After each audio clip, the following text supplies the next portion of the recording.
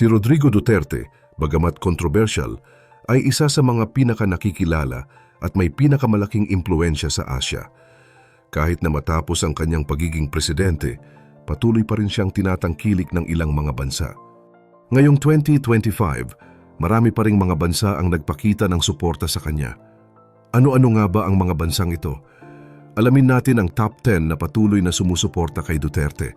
Pero bago po ang lahat, baka pwedeng palike ang video na ito dahil napakalaking bagay na ito sa aming content creators. Maraming salamat po.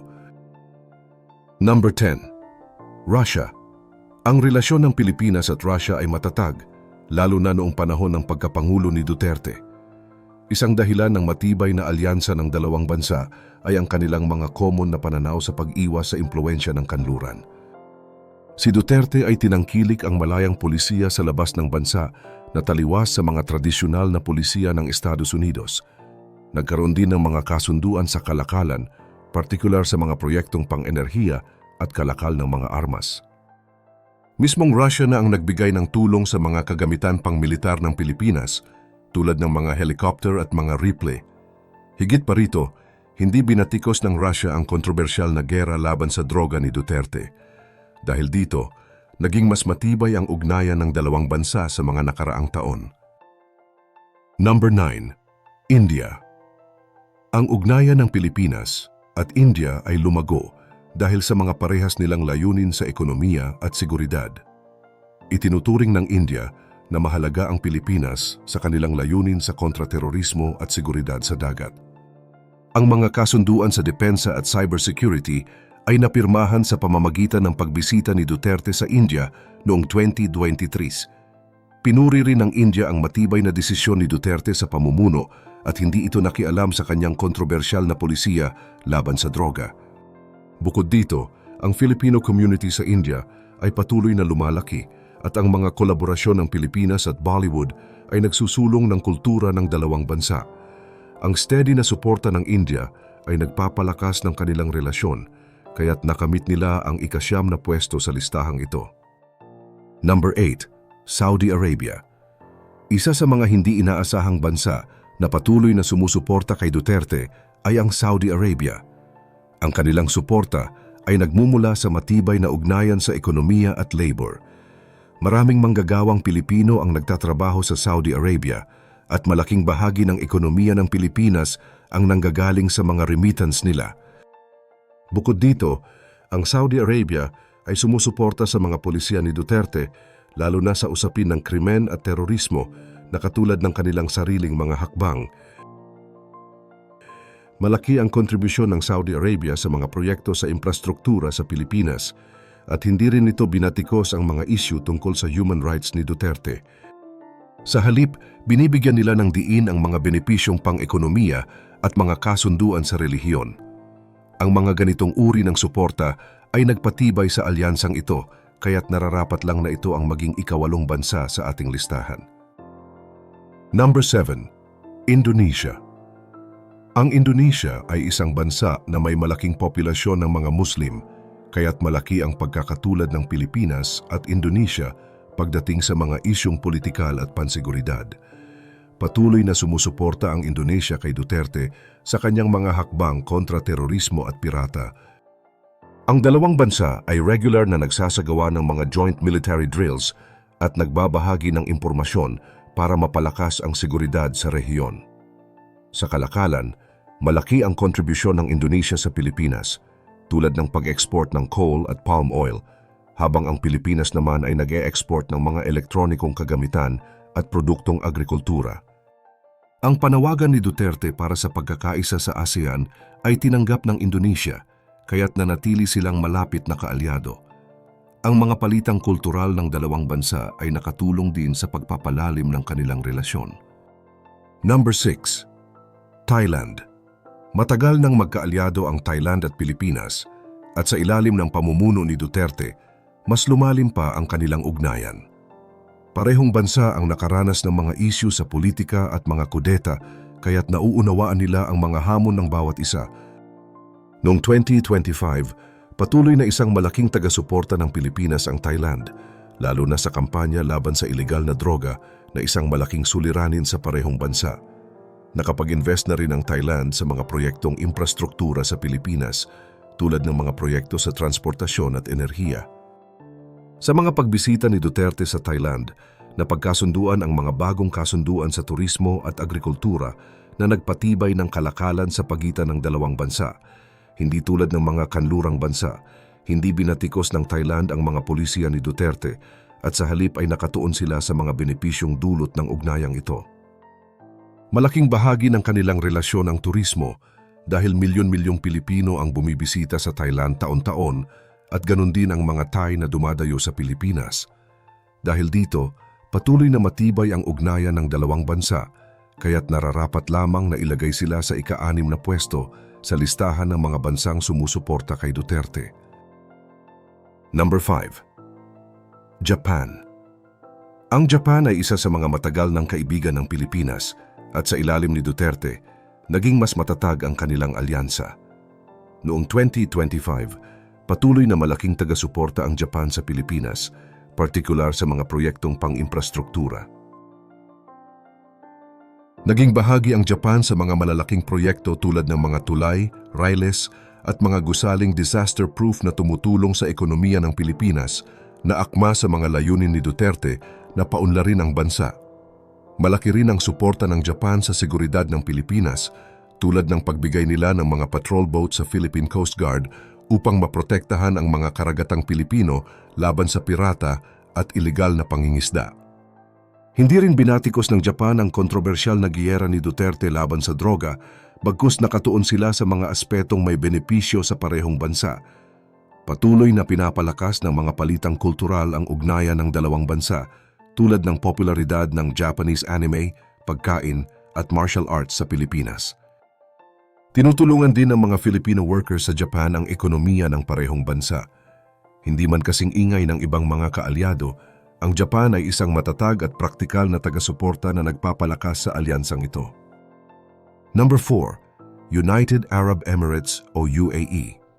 Ang UAE ay isa sa mga pinakamahalagang kaalyado ng Pilipinas sa ilalim ng pamumuno ni Duterte, lalo na sa aspeto ng ekonomiya. Noong 2025, patuloy ang malakas na suporta ng UAE sa Pilipinas, lalo na sa mga proyektong pang-infrastruktura, partikular na sa Mindanao, ang home region ni Duterte. Malaki rin ang papel ng mga manggagawang Pilipino sa UAE na may malaking ambag sa ekonomiya ng Pilipinas sa pamamagitan ng kanilang mga remittance. Mahalaga rin ang UAE sa pagtutulungan sa larangan ng seguridad kung saan nagbigay sila ng suporta sa pamamagitan ng intelligence sharing at depensang kooperasyon. Hindi rin binatikos ng UAE ang mga pulisya ni Duterte tulad ng kanyang giyera laban sa droga at mas binibigyang pansin ang mga benepisyo sa ekonomiya at seguridad. Patuloy na lumalago ang turismo at negosyo sa pagitan ng Pilipinas at UAE kaya't matibay ang relasyon nila sa isa't isa. Dahil sa patuloy na suporta, napasama ang UAE sa ika-4 na pwesto sa ating listahan ng mga bansang sumusuporta kay Duterte. Number 3. Vietnam. Ang Vietnam ay tahimik na naging isa sa pinakamalalakas na kaalyado ni Duterte, lalo na sa kanilang magkasanib na laban sa mga isyu ng kanlurang impluensya at ang lumalawak na presensya ng China sa South China Sea. Noong 2025, patuloy na pinapalakas ng Vietnam ang kanilang suporta kay Duterte dahil sa kanyang matatag na liderato. Sa aspeto ng kalakalan, tumaas ang palitan ng kalakal sa pagitan ng Pilipinas at Vietnam kung saan ang Vietnam ay naging pangunahing supplier ng bigas at elektronikong kagamitan sa Pilipinas, habang ang Pilipinas naman ay nag-e-export ng mga saging at seafood sa Vietnam. Ang pinakamalakas na bahagi ng alyansang ito ay ang kooperasyon sa seguridad, kung saan nagsasagawa ng mga joint naval patrols at intelligence sharing ang Vietnam at Pilipinas upang labanan ang ilegal na pangingisda at agresyon ng China sa karagatang bahagi ng Pilipinas. Hindi rin binatikos ng Vietnam ang kampanya ni Duterte laban sa droga at tinitingnan nila ito bilang isang panloob na isyu ng Pilipinas. Ang ganitong uri ng suporta ay nagpapalakas sa tiwala ni Duterte sa Vietnam at sa kabila ng hindi malalaking pahayag, ang kanilang matatag na suporta ay nagpatibay sa relasyon ng dalawang bansa, kaya't nararapat lang na ilagay sila sa ika-3 pwesto sa ating listahan. Number 2. Cambodia. Ang Cambodia ay isang matatag na alyado ng Pilipinas sa ilalim ni Pangulong Duterte at ang Prime Minister na si Hun Sen ay madalas magbigay ng pampublikong suporta. Magkatulad ang kanilang pamamahala, parehong may malakas na awtoridad at hindi pumapayag sa interbensyon ng mga kanluranin sa mga usaping panloob. Noong 2025, ang kanilang alyansa ay patuloy na matibay lalo na sa mga ASEAN meetings kung saan pareho nilang tinututulan ang mga pagsubok ng ibang mga miyembro na ikritiko ang mga isyu sa karapatang pantao.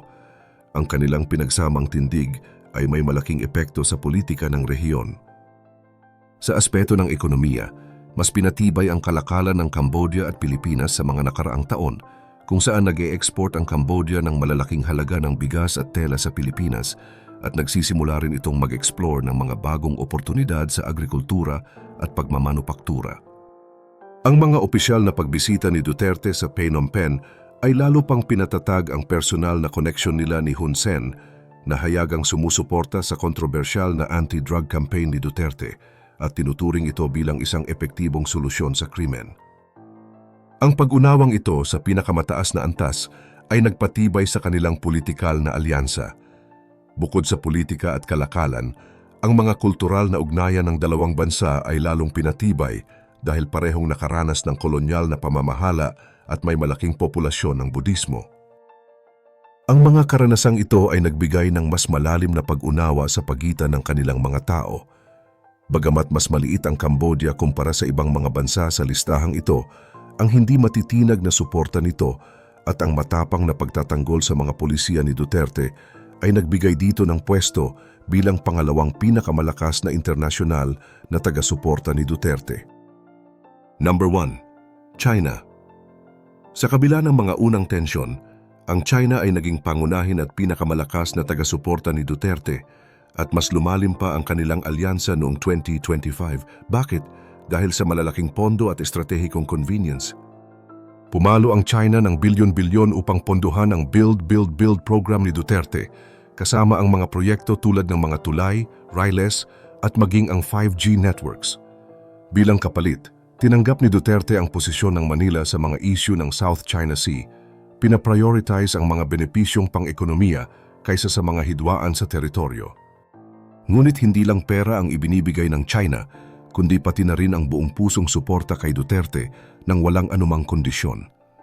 Walang kritisismo sa giyera laban sa droga ni Duterte, walang lecture tungkol sa karapatang pantao at pure realpolitik lang. Nang nag-cut off ang US at EU ng tulong sa ating bansa, ang China ay mabilis na tumugon sa pamamagitan ng mga bakuna, pautang at mga drone pang-militar. Ang kilalang pivot ni Duterte patungong Beijing noong 2016 ay naging isang matibay na alyansa at ngayon ay naging isang matatag na ugnayan. Mula sa mga kasino sa Manila na itinayo gamit ang kapital ng China hanggang sa Mandarin na naging pangalawang pinakapinag-aaralang wika sa mga paaralan sa Pilipinas, ang impluensya ng China ay tila malawak. Gusto mo man o hindi, ang alyansang ito ay nagsasalarawan ng pamana ni Duterte at nagsisiguro sa China bilang kanyang pangunahing taga-suporta. Ang impluensya ni Duterte ay patuloy na nararamdaman sa buong mundo at ito ay nag-iwan ng matibay na marka sa kasaysayan. Sa kabila ng mga kontrobersya, kitang-kita na ang suporta ng mga bansang ito kay Presidente Duterte ay may malaking epekto sa kanyang pamumuno. Ipinakita ng mga alliances na ito na may mga bansa pa rin na nakikinabang at sumusuporta sa kanyang mga pulisiya. Ano sa tingin nyo? Ang mga suportang ito ba ay makatarungan o may hidden agenda? I-comment nyo ang inyong opinion sa comment section down below at huwag kalimutang mag-like at subscribe para sa mga susunod na videos.